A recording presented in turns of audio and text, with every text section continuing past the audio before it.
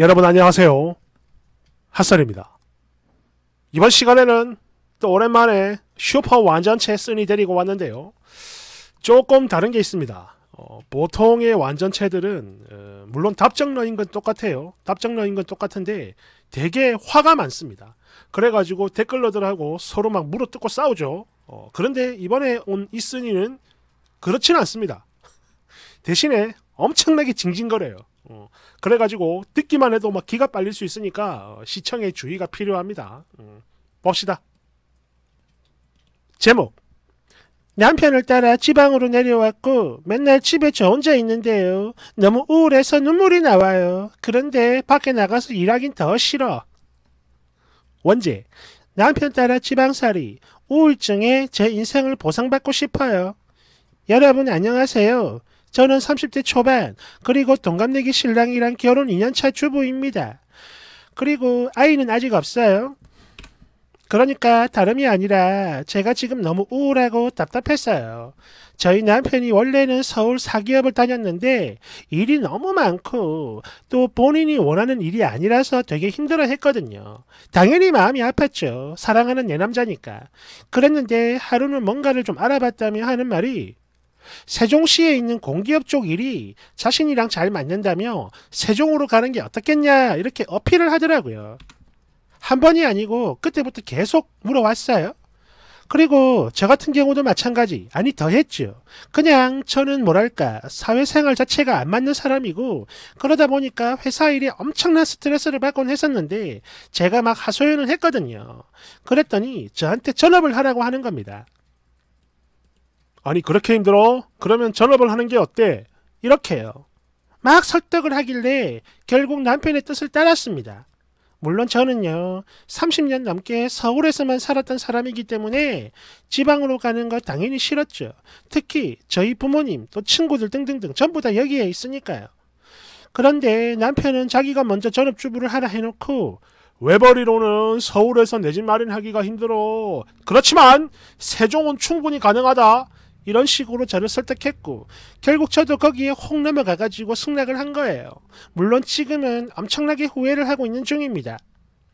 여하튼 그러고 있다가 남편이 공기업에 합격을 했고 지난 6월 달에 세종시로 이사를 왔어요.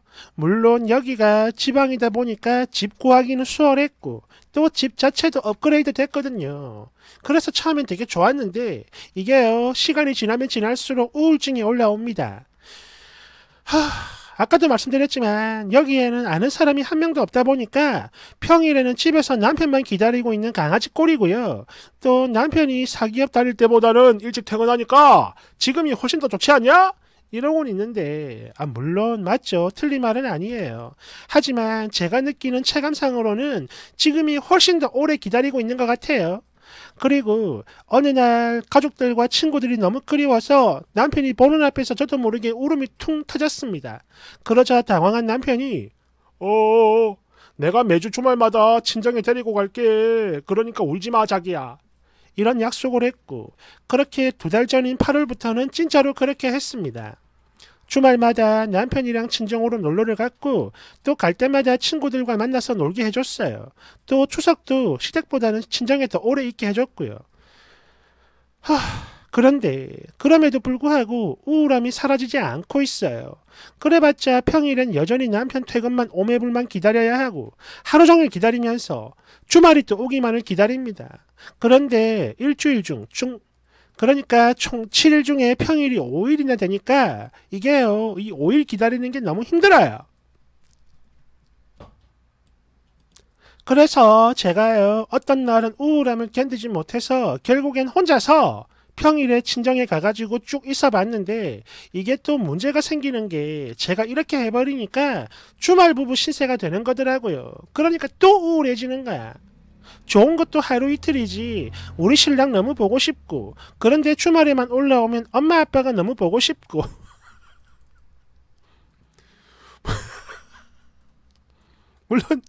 물론 저희 남편이 최선을 다하곤 있어요. 저도 잘 압니다.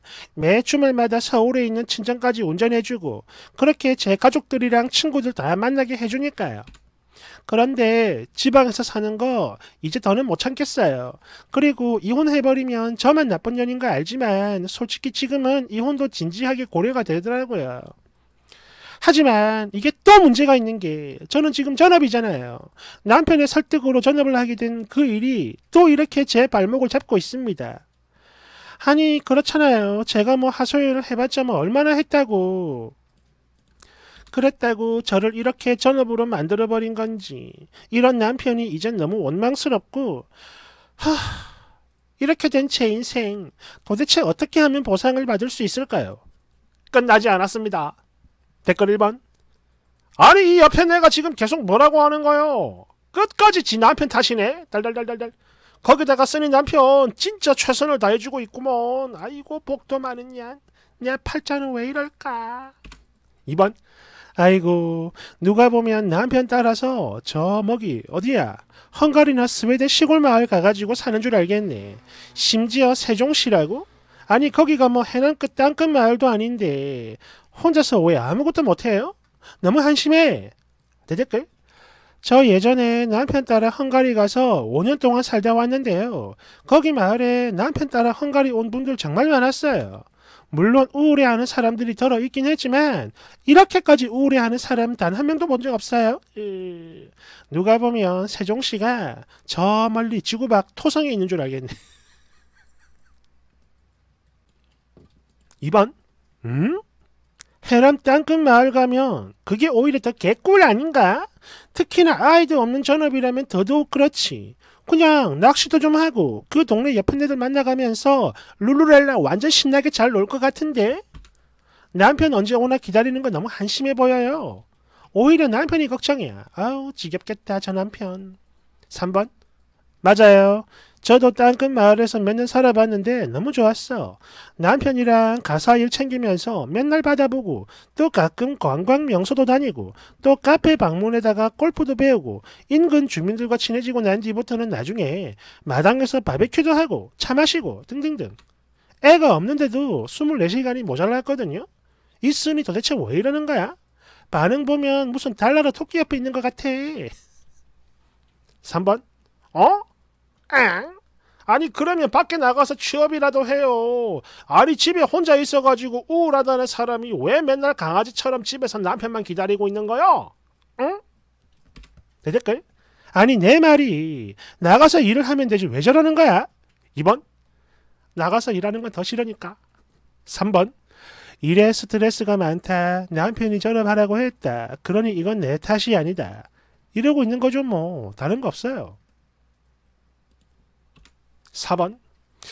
혼자 있어가지고 우울증까지 올 정도로 상태가 심각하다. 그러면 면허를 따가지고 운전 배우고 하고 싶을 때 언제든 친정, 친구들 만나러 서울, 세종 왔다 갔다 다니면 되는 거 아닌가? 차 많이 안 밀리면 2시간도 안 걸리는 거리예요. 아이고 스스로 할 줄 아는 게 전혀 없는 세대길세. 달달달달달. 4번. 그놈의 우울증 아주 그냥 무적이지 무적. 응? 낮에 음식하고 청소도 하고 책도 읽고 운동도 하면 되지 뭐 울 것까지 있냐고.